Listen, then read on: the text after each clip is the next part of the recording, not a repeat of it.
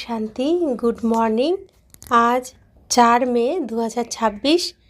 সাকার বাপদাদার মধুর মহাবাক্য শুনব। বাপদাদা বলছেন, মিঠে মিঠে বেচে নিশ্চয় বুদ্ধি হয়ে বাবার প্রতিটি আজ্ঞা অনুসারে চলতে থাকো। আজ্ঞা অনুসারে চললেই শ্রেষ্ঠ হবে। আজকের মূলের প্রশ্ন, কোন বাচ্চাদের সত্যিকারের খুদাই খিদমতকার ঈশ্বরীয় সেবাধারী বলা হবে? উত্তর, যারা রাজত্ব প্রাপ্ত করার উদ্দেশ্যে পুরুষার্থ করে এবং অন্যদেরও নিজ সম বানায়, এমন ঈশ্বরীয় সেবায় নিযুক্ত বাচ্চারাই হলো সত্যিকারের খুদাই খিদমতকার। তাদের দেখে অন্যরাও সহযোগী হয়। ওম শান্তি। তোমরা যখন এইখানে বসো তখন সবাইকে বলো শিব বাবাকে স্মরণ করো। এই কথা তো তোমরা জানো যে শিব বাবা আছেন, তার মন্দিরেও যায়, কিন্তু এ কথা কেউ জানে না যে শিব বাবা কে। শুধুমাত্র তোমরা বাচ্চারাই জানো। অতএব শিব বাবাকে স্মরণ করতে বলতে হবে। এইখানে বসে অনেকের বুদ্ধিযোগ চারিদিকে বিচরণ করতে থাকে, তাই তোমাদের কর্তব্য হলো স্মরণ করানো। ভাই এবং বোনেরা, বাবাকে স্মরণ করো, যে বাবার কাছ থেকে, যে শিব বাবার কাছ থেকে স্বর্গের উত্তরাধিকার প্রাপ্ত হয়। তোমরা এখন প্রকৃত ভাই বোন হয়েছ। তারা তো শুধু মেল ফিমেল হওয়ার দরুন ভাই বোন বলে দেয়। লেকচার দেওয়ার সময়ও বলে ব্রাদার্স সিস্টার, ভাই ও বোনেরা, ভাইও ও বহনও। তারা হলো ভাই বোন দেহের আধারে। এখানে সেরকম নয়। এখানে তো আত্মাদের বোঝানো হয় যে নিজের রচয়িতা পিতাকে স্মরণ করো। তার কাছ থেকে অবিনাশী উত্তরাধিকার প্রাপ্ত হবে। তফাৎ আছে, তাই না? ভাই বোন বলা তো খুব কমন। এখানে বাবা বাচ্চাদেরকে বলেন, আমি বাবা, আমাকে স্মরণ করো। তিনি হলেন শিব বাবা, আত্মার পিতা, এবং প্রজাপিতা ব্রহ্মা হলেন দৈহিক পিতা। অতএব বাপ দাদা দুইজনেই বলছেন, বাচ্চারা বাবাকে স্মরণ করো। অন্য কোথাও বুদ্ধিযোগ যেন যুক্ত না থাকে। বুদ্ধি খুব বিচরণ করে। ভক্তি মার্গেও এমন হয়। কৃষ্ণের সম্মুখে বা কোনো দেবতার সম্মুখে বসে মালা জপ করে, বুদ্ধি বাইরে বিচরণ করে। দেবতা কে? তাদের এই রাজত্ব কিভাবে প্রাপ্ত হয়েছে, কবে প্রাপ্ত হয়েছে, সে কথা কেউ জানে না। শিখ ধর্মের মানুষ জানে গুরু নানক শিখ পন্থের স্থাপনা করেছেন। তার গুরু শিষ্য সব চলে আসছে, তারা পুনর্জন্মেও আসতে থাকে, সে কথা কেউ জানে না। সর্বক্ষণ গুরু নানককে থোড়াই স্মরণ করবে?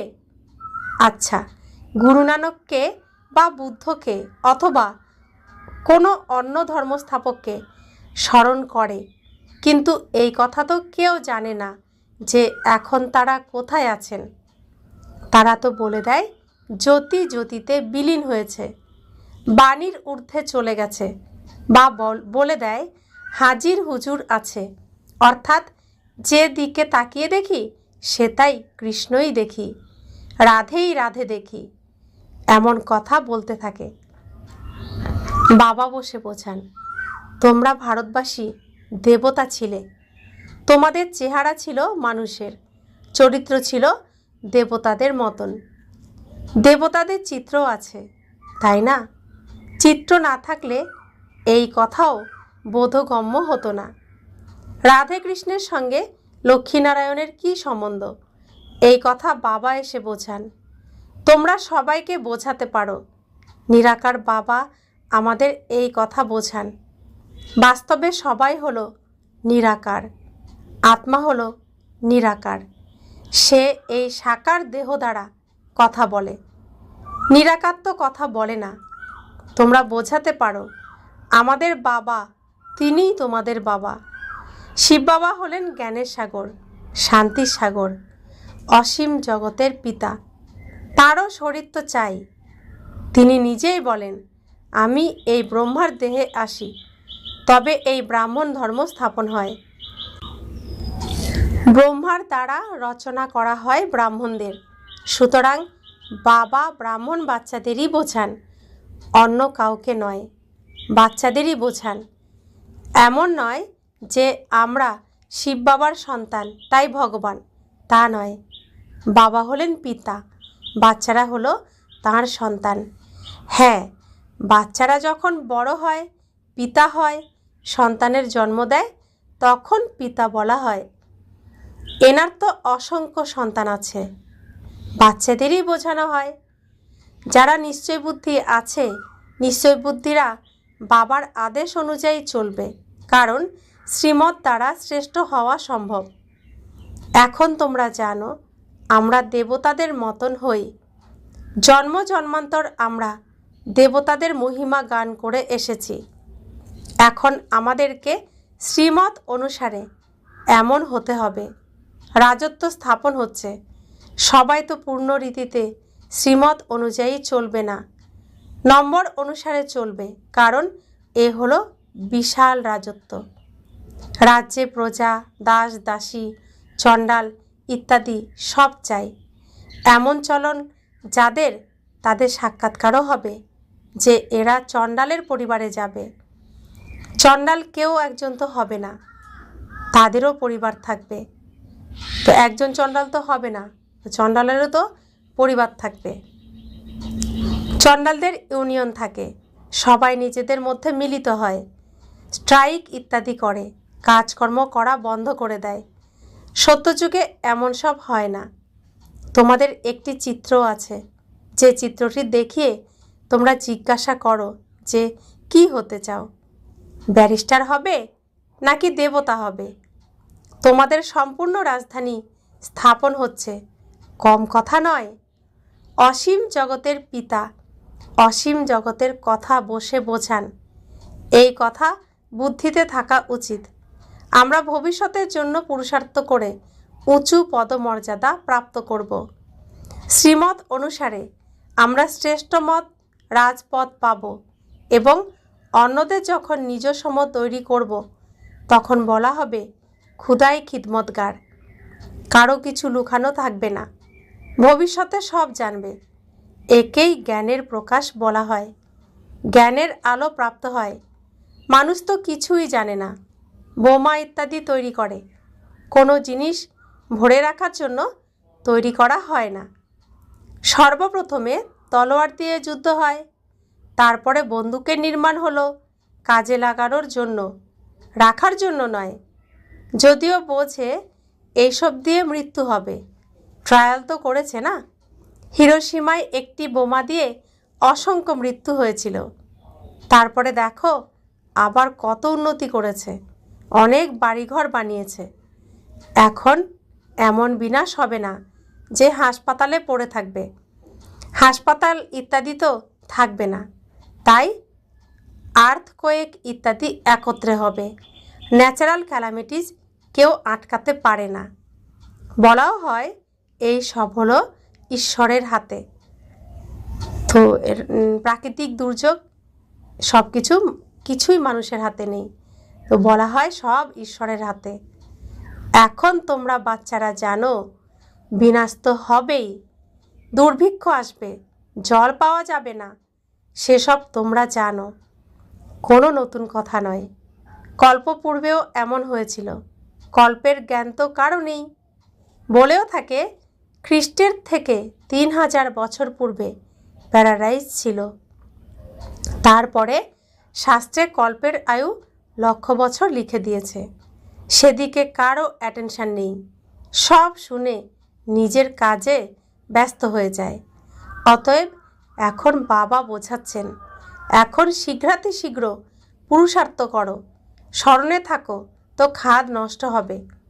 তোমাদেরকে এখানেই শতপ্রধান হতে হবে, তা না হলে দণ্ডভোগ করে নিজের নিজের ধর্মে চলে যাবে। শ্রীমৎ ভগবানের প্রাপ্ত হয়। তো তো শ্রীমত অর্থাৎ মত প্রাপ্ত হচ্ছে সুন্দরের। সুন্দর হলেন একমাত্র বাবা, যিনি সবসময় পবিত্র থাকেন, তাই তাকে শ্রী বলা হয়। শ্রী মানে সুন্দর। তো সুন্দর মত প্রাপ্ত হয় সুন্দর যিনি আমাদের বাবা, তার কাছ থেকে। তো ভগবানই একমাত্র সুন্দর, তাই তিনি সুন্দর মত দেন, আর আমরা সুন্দর হওয়ার জন্য এই মত প্রাপ্ত করেছি। তো যারা সুন্দর হতে চায় বাবা তো তাদেরকেই দেবেন, যারা সুন্দর হতে চায় বাবার মতন তারা তো বাবাকে বাবা বলেই ডাকবে। শ্রীকৃষ্ণ হলেন রাজকুমার, তিনি কাউকে কি মত দেবে এসব কথা দুনিয়ায় কেউ জানে না। ভালোবেসে বোঝাতে হয় যে শিব বাবাকে স্মরণ করো। শিব বাবা নিজেই বলেন মা মেকম স্মরণ করো। তিনি হলেন কল্যাণকারী। অন্য সব সঙ্গ ছিন্ন করে একের সঙ্গে যুক্ত হতে হবে। তোমরা ভারতকে ভবসাগর পার করাও। সত্যনারায়ণের কাহিনীও ভারতের সঙ্গেই যুক্ত। অন্য ধর্মের মানুষ সত্যনারায়ণের কাহিনী শুনবে না। এই কাহিনী তারা শুনবে যারা নর্থ থেকে নারায়ণ হবে, আদি সনাতন দেবী দেবতা ধর্মের হবে, তারাই অমর কাহিনী শুনবে। অমর লোকে দেবী দেবতারা ছিল, সুতরাং অমর লোকে অমর কাহিনী শুনে এই পদ মর্যাদা প্রাপ্ত হয়েছে নিশ্চয়ই। তো বাবা বলছেন, বাবা সত্যনারায়ণের কাহিনী শোনাচ্ছেন। তো সত্যনারায়ণের কাহিনী তো ভারতের উপরেই হয়েছিল, তো ভারতের সঙ্গেই যুক্ত। অন্য ধর্মের মানুষ তো সত্যনারায়ণের কাহিনী শুনবে না, কারণ নারায়ণের রাজ্যে তারা আসবে না। তো এই কাহিনী কারা শুনবে? যারা এই নারায়ণের সঙ্গে অভিনয় করেছিলেন তারাই শুনবে, কারণ যা পরিচিত তো সেই সম্পর্কে শুনতে ভালো লাগে, যা অপরিচিত তার সম্পর্কে শুনতে ভালো লাগে না। যেমন আমরা যখন কয়েকজনের সাথে একসাথে একত্রিত হই, তো সেখানে কোনো পরিচিত ব্যক্তির সম্পর্কে কোনো আলোচনা করলে আমরা সেটা মন দিয়ে শুনি যে ওর সম্পর্কে বলছে, ওকে তো আমি চিনি। কিন্তু যখন অন্য কারো সম্পর্কে আলোচনা হচ্ছে যাকে চিনি না, তখন সেদিকে আমরা মন দিই না, কারণ যাকে চিনি না তার সম্পর্কে আলোচনা তো আমরা এগুলো মাথায় নিই না। তো সেরকমই যারা সত্যযুগে ছিলেন, ত্রেতা যুগে ছিলেন, তারা এই কাহিনী শুনতে পছন্দ করবেন, আর যারা ছিলেন না তাদের এই কাহিনী শুনতে ভালো লাগবে না, তো না শোনার মতো হবে। তো বাবা বলছেন, যারা নিজেকে আত্মা নিশ্চয় করেছে, আত্মা মনে করেছে, নিজেকে অমর মনে করেছে, তারাই অমর লোকে যেতে পেরেছে, আর তারাই দেবতা। তো বাবা তো আমাদের অমর কাহিনী শোনাচ্ছেন। তো যারা অমর হয়েছিল তারাই শুনবে, যারা নিজেকে আত্মা মনে করেছিল তারাই শুনবে। বাবা বলছেন, এক একটি কথা স্মরণযোগ্য। একটি কথাও যদি বুদ্ধিতে ভালোভাবে ঢুকে যায় তাহলে তো সবটাই এসে যাবে। বাবাকে স্মরণ করতে হবে এবং স্বদর্শন চক্র বুদ্ধিতে রাখতে হবে। শিব বাবার সঙ্গে এইখানে পার্ট প্লে করে ফিরে যেতে হবে। শিব বাবা, আমার বাবা এসেছেন এখন এই পৃথিবীতে, যে স্টেজে এতদিন আমি অভিনয় করছিলাম সেই স্টেজে এখন বাবাও এসেছেন। তো বাবা নিতে এসেছেন, আমি বাবার সাথে ফিরে যাব। বাবা নিজেই বোঝান সত্য কি মিথ্যা কি।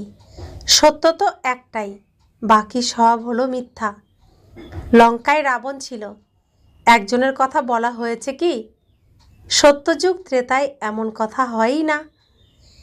এই সম্পূর্ণ মানুষের দুনিয়াই হলো লঙ্কা, এই হলো রাবণ রাজ্য। সব সীতারা এক রামকেই স্মরণ করে, অথবা সব ভক্তিরা প্রিয়তমারা এক ভগবান এক প্রিয়তমকে স্মরণ করে, কারণ এটা হলো রাবণ রাজ্য। সন্ন্যাসীরা এই কথা বুঝবে না। সবাই দুঃখে আছে, শোক বাটিকায় আছে। শোক বাটিকা হলো কলিযুগ, অশোক বাটিকা হলো সত্যযুগ। এখানে তো পদে পদে শোক আছে, দুঃখ আছে। বাবা তোমাদের অশোক স্বর্গে নিয়ে যান, যেখানে শোক থাকে না। আমরা প্রত্যেকে এখন রাবণের শোক বাটিকায় রয়েছি। কে রয়েছে? আমি আত্মা, শরীররূপী পোশাক পরে। তো আমি আত্মা রয়েছি শোক বাটিকাতে। আর আমি চাই যেখানে শোক নেই, অশোক বাটিকাতে যেতে। তো আমি আত্মা সীতা, আমার মন বুদ্ধি লবকুশ আমার সন্তান, আর রাম আমার পতি। তো আমি রয়েছি এখন শোক বাটিকাতে। রাবণ বন্দি করে রেখেছে। আমার শরীরটা হলো এই শোক বাটিকা, দুনিয়া হলো রাবণের রাজ্য, রাবণের শোক বাটিকা। তো আমি সেখানে বন্দি হয়ে রয়েছি। তো বাবা এসে আমাকে উদ্ধার করতে আসছেন। আর আমার সন্তান মন বুদ্ধি মানতে চাইছে না যে ইনি বাবা। তো যুদ্ধ চলছে। তারপরে শেষে মানলো যে হ্যাঁ, ইনি আমার বাবা আর তুমি আমার মা। বাবা বলছেন এই দুনিয়া কলিযুগ হলো শোক বাটিকা, রাবণের দুনিয়া। এখানে আত্মারূপী সীতারা বন্দি। আর রাম, শিব বাবা রাম এই সীতাদের দিলকে আরাম দিতে এসেছেন। তো আরাম দিয়ে অশোক বাটিকাতে নিয়ে যেতে এসেছেন। বাবা বলছেন অশোক বাটিকা হলো সত্যযুগ। এখানে তো পদে পদে শোক আছে, দুঃখ আছে। বাবা তোমাদের অশোক স্বর্গে নিয়ে যান, যেখানে শোক নেই। এখানে তো মানুষ অনেক শোক প্রকাশ করে, কারো মৃত্যু হলে উন্মাদ হয়ে যায়। স্বর্গে তো এমন কিছু হয় না। অকালে মৃত্যু কখনো হয় না, স্ত্রী বিধবা হয় না। স্বর্গে তো সময় অনুযায়ী এক দেহ ত্যাগ করে অন্যটি ধারণ করে। মেল বা ফিমেল দেহ ধারণ হবে, মেল বা ফিমেল দেহ ধারণ হবে। তার সাক্ষাৎকারও হয়ে যাবে। ভবিষ্যতে সব জানবে কে কি হবে। তখন সেই সময় বলবে আমরা তো পরিশ্রম করিনি, কিন্তু তখন বললে কি হবে, সময় তো পেরিয়ে গেছে। সেজন্য বাবা বলেন বাচ্চারা পরিশ্রম করো, সার্ভিসে প্রকৃত রাইট হ্যান্ড হও, তাহলে রাজত্বে আসবে। সার্ভিসে ব্যস্ত থাকো। দৃষ্টান্তও দেওয়া হয়, তাই না? কিভাবে আত্মীয় স্বজন সপরিবারে সার্ভিস করছে। বলা হবে এই পরিবারের প্রত্যেকে এমন সুকর্ম করেছে যে সবাই ঈশ্বরীয় সার্ভিসে নিযুক্ত হয়েছে। মা, বাবা, সন্তান, এ তো খুব ভালো কথা। সার্ভিস করতে সবাই ব্যস্ত। বাচ্চারা তোমাদের তো উল্লাসে থাকা উচিত। মানুষকে কিভাবে পথ বলে দেব যাতে সেই আত্মাও খুশির সন্ধান পায়। কতজনকে পথ বলে দাও। এইরূপ তোমরা প্রজা তৈরি করলে, বীজ বপন করলে। জন্ম থেকে রাজা তো কেউ হয় না, প্রথমে প্রজার অধিকারী হয়, তারপরে পুরুষার্থ করে কি থেকে কি হয়ে যায়। তোমাদেরকে সার্ভিস করতে দেখে অন্যদেরও উৎসাহ আসবে। আমরাও এমন পুরুষার্থ করি, তা না হলে কল্প কল্প এমনই অবস্থা হবে। অনেকে আসবে, অনুতাপ করবে। সেই সময়ের যা দুঃখ মানুষ সম্পূর্ণ জীবনে কখনো দেখেনি। শ্রীমত অনুসারে না চলার দরুন ভবিষ্যতে এমন দুঃখ দেখবে যে বলার নয়। কারণ বিকর্ম অনেক করেছে। বাবা পথও খুব সহজ বলে দেন, শুধুমাত্র বাবাকে স্মরণ করো। অন্যদেরও এই পথ বলে দাও। তোমরা দেবী দেবতা ধর্মের ছিলে, যেমন খ্রিস্টান ধর্মের মানুষ, ইসলাম ধর্মের মানুষ এটাও হলো তেমন। এ হলো সবচেয়ে পবিত্র। এই ধর্মের ন্যায় দ্বিতীয় হতে পারে না। অর্ধকল্প তোমরা পবিত্র থাকো। স্বর্গ এবং নরকের গায়নও আছে। হেভেন কাকে বলে সে কথা কেউ জানে না। বাবা ভারতে এসে বাচ্চাদের জাগিয়ে তোলেন। 5000 বছরের কথা। যারা স্বর্গবাসী ছিল তারাই এখন নরকবাসী হয়েছে। পুনরায় বাবা এসে পবিত্র স্বর্গবাসীতে পরিণত করেন। একমাত্র প্রিয়তম এসে সব প্রিয়তমাদের নিজের অশোক বাটিকায় নিয়ে যান। অতএব সর্বপ্রথমে সবাইকে এই কথাই বলো যে বাবাকে স্মরণ করো, না হলে এখানে বসেও বুদ্ধি বাইরে বিচরণ করে। ভক্তিমার্গেও এই অবস্থা ছিল। বাবার সব কিছুর অনুভব আছে। সবচেয়ে উত্তম ব্যবসা হলো জহরতের ব্যবসা। তাতে সত্য মিথ্যা বোঝা খুব কঠিন কাজ। এখানেও সত্য লুকায়িত থাকে, মিথ্যা চলতেই থাকে। এও ড্রামাতে নির্দিষ্ট আছে। তোমরা জানো আমরা সবাই ড্রামার অ্যাক্টার্স। এর বাইরে কেউ বেরোতে পারে না, কেউ মোক্ষ লাভ করতে পারে না। বিবেক দ্বারা বুঝতে হয়। প্রজাপিতা ব্রহ্মাকুমারী ঈশ্বরীয় বিশ্ববিদ্যালয়ে স্বয়ং ভগবান এসে এই ঈশ্বরীয় বিশ্ববিদ্যালয় স্থাপন করেন। ব্রহ্মার তনে তিনি প্রবেশ করে তিনি তার বাচ্চাদেরকে বোঝান। তো এখানে সব কিছুই হয় অলৌকিক, অর্থাৎ বুদ্ধির দ্বারা বুঝতে হবে সব কিছু। কারণ আমাদের যে জন্ম পবিত্র জন্ম, এও আমরা বুদ্ধির দ্বারাই বুঝতে পারি। সব কিছু বুদ্ধির দ্বারা বুঝতে হবে। অদৃশ্য কিন্তু অনুভব, অদৃশ্য তবুও সত্য। তো এই সত্যকে বোঝার জন্য বুদ্ধি দিয়ে বুঝতে হবে। এ তো স্থূল জিনিসের বিষয় নয়, বুদ্ধি দিয়ে বোঝার বিষয়। তাই বাবা বলছেন বিবেক দ্বারা, বুদ্ধি দ্বারা বুঝতে হবে। পাঠ করতেই থাকে, কল্প পরে সেসব আবার রিপিট করবে। তোমরা দেখবে কিভাবে মানুষের মৃত্যু হবে, বিনাশ তো হবেই। সব আত্মারা নির্বাণ ধামে চলে যাবে। বুদ্ধিতে এই জ্ঞান আছে। সার্ভিসে ব্যস্ত থাকলে অনেকের কল্যাণ হবে। সম্পূর্ণ পরিবার এই জ্ঞানে যুক্ত হলে তো ভান্ডার হয়ে যাবে। তো একটি পরিবার সম্পূর্ণ ঈশ্বরীয় পরিবার হলে তো একটি বিশাল পরিবর্তন করতে পারে। খুব বাবার খুব সহযোগী। তো একটি পরিবারে কেউ জ্ঞানের পথে চলছে, কেউ ভক্তির পথে, তো সেখানে রাত আর দিন একসাথে তো থাকা খুবই কঠিন। কিন্তু সবাই যখন জেগে যাবে, ভোর হয়ে যাবে, সেই বাড়ি পরিষ্কার পরিচ্ছন্ন হয়ে যাবে, সুন্দর হয়ে যাবে, তো তাদের দেখে অন্যরাও তো শিখবে।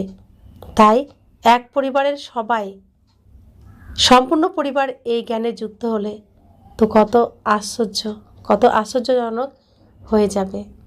अच्छा, मीठे मीठे सिखिले दे बच्चों प्रति माता पिता बाप दादा का याद प्यार और गुड मॉर्निंग। रूहानी बाप की रूहानी बच्चों को नमस्ते। हम रूहानी बच्चों की रूहानी माता पिता बाप दादा को याद प्यार गुड मॉर्निंग और नमस्ते नमस्ते नमस्ते। शुक्रिया बाबा, शुक्रिया बाबा, शुक्रिया। धारणार जन्य मुख्य सार। प्रथम धारणा, भविष्यते भयंकर दृश्य বা দুঃখ কষ্ট যন্ত্রণার থেকে মুক্তি পাওয়ার জন্য এখন থেকেই বাবার শ্রীমত অনুসারে চলতে হবে। নিজ সম বানানোর সেবা শ্রীমত অনুসারে করতে হবে। দ্বিতীয় ধারণা, সার্ভিসে বাবার রাইট হ্যান্ড হতে হবে।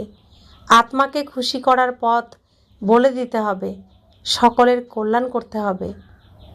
বরদান, নিজেরই সংকল্পের ঝামেলা বা শাস্তি সমূহের থেকে ঊর্ধ্বে থাকা পাস উইথ অনার ভব। নিজের সংকল্পের ঝামেলা বা শাস্তি সমূহের থেকে ঊর্ধ্বে থাকা পাস উইথ অনার ভব। কালকে বাবা বলেছেন রচনার আকর্ষণ থেকে দূরে সরে মাস্টার রচয়িতা হতে, আমাদেরকে নতুন রচনা করতে বরদান দিয়েছেন। আর আজকে নিজেরই ব্যর্থ, অর্থাৎ নিজের মনের মধ্যে যে নোংরাগুলো আছে, যা আমি আত্মার মনকে আরও নোংরা করে দেয়, সেই নোংরাকেই পরিষ্কার করে ফেলতে বলছেন বাবা, তার ঊর্ধ্বে উঠে যেতে বলছেন। পাস উইথ অনার অর্থাৎ মনে মনেও সংকল্পের দ্বারা শাস্তি ভোগ করবে না। ধর্মরাজের দ্বারা শাস্তির কথা তো পড়ে, এমনকি নিজের সংকল্পগুলিরও ঝঞ্ঝাট বা শাস্তিসমূহের থেকেও ঊর্ধ্বে থাকা, এটাই হলো পাস উইথ অনার হওয়ার লক্ষণ। বাণী কর্ম, সম্পর্ক, সম্বন্ধের কথা তো হলো স্থূল বিষয়, কিন্তু সংকল্পেও ঝঞ্ঝাট উৎপন্ন না হয় এরকম প্রতিজ্ঞা করো, তখন পাস উইথ অনার হতে পারবে। স্লোগান: জ্ঞানের ঘৃত আর যোগের বাতি ঠিক থাকলে খুশির দীপক সদা জাগ্রত থাকবে। অব্যক্ত ইশারা: সদা অবিচল অনড় একরস স্থিতির অনুভব করো। দুনিয়ার যে কোনো প্রকারের দোলাচল অচল অনড় স্থিতিতে যেন বিঘ্ন না দেয়। এরকম বিঘ্ন বিনাশক অবিচল অনড় হয়ে প্রত্যেক বিঘ্নকে পার করে নাও। এগুলিকে বিঘ্ন মনে করো না, খেলা মনে করো। পাহাড় সর্ষে দানার মতো অনুভব হবে, কেননা নলেজফুল আত্মারা প্রথম থেকেই জানে যে এইসব তো আসবেই, এরকম তো হবেই। তো আমরা এখন ঈশ্বরীয় পথে আছি, অন্ধকারের থেকে আলোর পথে এসেছি। আর আলোর পথে চললেও কোনো না কোনোভাবে অন্ধকার তো আসে, চলতে চলতে মেঘ আসে তো অন্ধকার হয়ে যায়। তো আসলেও এ ক্ষণস্থায়ী, দীর্ঘস্থায়ী নয়। আর আমরা বিজয়ী রতন, বিজয়ী আত্মা, সদাকালের বিজয়ী আত্মা, আমাদের বিজয় নিশ্চিত। বাবা বলেছেন এটা নাটক, আর প্রত্যেকবার তোমরা এই নাটক করেছ, বিজয় তোমরাই হয়েছ। তো তোমরা নিশ্চিন্ত থাকো, শুধু এখন যে অভিনয়টুকু সেটুকু সুন্দর করে করে যাও, তাহলেই তোমরা বিজয়ী রতন, বিজয়ী আত্মা, সফলতামূলক আত্মা, আর সফল তোমরা হবেই। ওম শান্তি।